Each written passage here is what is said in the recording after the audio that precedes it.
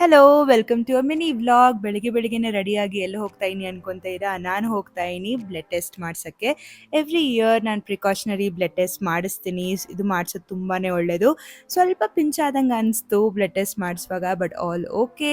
ಒಂದು ಸಿರಿಂಜ್ ಅಷ್ಟು ಬ್ಲಡ್ ಕೊಟ್ಟಿದ್ದಾದ್ಮೇಲೆ ನನಗೆ ನಾನು ರಿವಾರ್ಡ್ ಮಾಡ್ಕೊಳ್ಳೇಬೇಕು. ಹಾಗಾಗಿ ನಾನು ಹೋದೆ ನನ್ನ ಕರೆಂಟ್ ಫೇವ್ರೇಟ್ ಗೀ ಪೋಡಿ ಇಡ್ಲಿ ತಿನ್ನಕ್ಕೆ.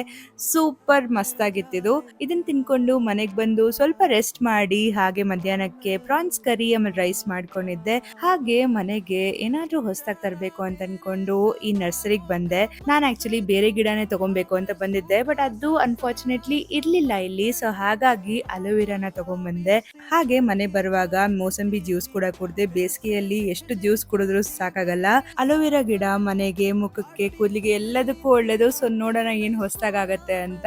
ಗಿಡ ಮಾತ್ರ ಮನೇಲಿ ಸಕ್ಕದಾಗಿ ಕಾಣ್ತಿತ್ತು. ಸೊ ಇದಾಗಿತ್ತು ಇವತ್ತಿನ ನನ್ ಮಿನಿ ವ್ಲಾಗ್. ವಿಡಿಯೋ ಇಷ್ಟ ಆದ್ರೆ